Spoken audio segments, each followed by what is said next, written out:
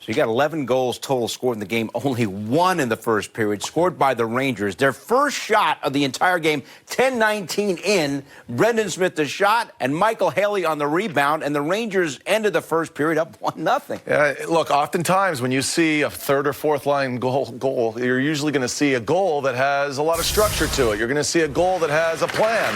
And this oftentimes happens because these guys are the guys that are doing exactly what the coaches want.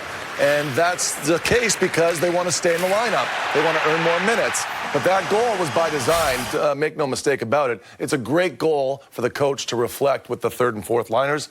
But that's most oftentimes the case in years past, where now the third and fourth liners are skilled hockey players as well. But that's a great goal for that group. Maybe remember, Haley was a Ranger back in 12-13, played only 9 games, back with the Rangers, his first goal as a Ranger. Then perhaps the key play of the game. Just 11 seconds into that second period, Patrice Bergeron with a goal. They reviewed it to make sure the whistle hadn't blown the play dead, and they determined that it had not.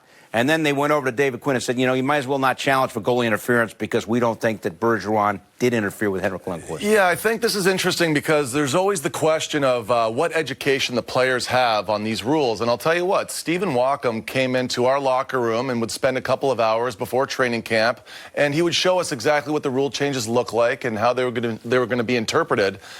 This is also the case with Jerry Dineen, the video coach that's very well known for making these calls. He has everything cataloged, and he can reference it during a hockey game and wire into David Quinn. So if Quinn's hearing it from the referee on the ice, he's hearing it from Jerry Dineen from the video room, and the players have their own experience. The only person that doesn't know is Henrik, because he's focused on the puck right now when Pastrnak comes in. He doesn't know that Hayek tripped him up and to what degree Pastrnak tried to accidentally on purpose fall into him. He doesn't know. And that's why Henrik reacts a certain way. He does not know. He's focused on the puck. All he knows is he's not able to gain position on the puck and have a chance to stop it. That's why it's hard.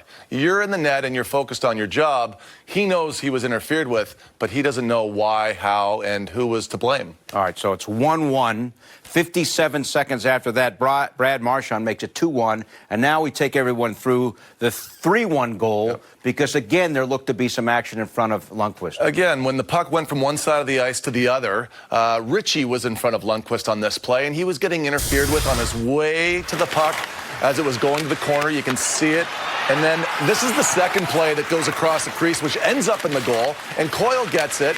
And Henrik, again, he's trying to get through his crease. He's trying to go post to post. You can see Ritchie in there, but that's more of a shove from Shea. So that, again, it reflects the Rangers' defense, and somebody's on top of Henrik. Henrik doesn't know exactly why. All he knows is he's feeling like the Bruins are in his crease, buzzing the tower, as Anson Carter would say, and he doesn't know why. And I can see his positioning. I understand where Henrik is looking at and saying, are you kidding me? I can't even play hockey tonight without the Bruins being in the crease. They're not good enough. They need to cheat too. But he doesn't know, right? Because, again, he's in the game. He's focused on the puck. He's not able to move. That's just the way he feels.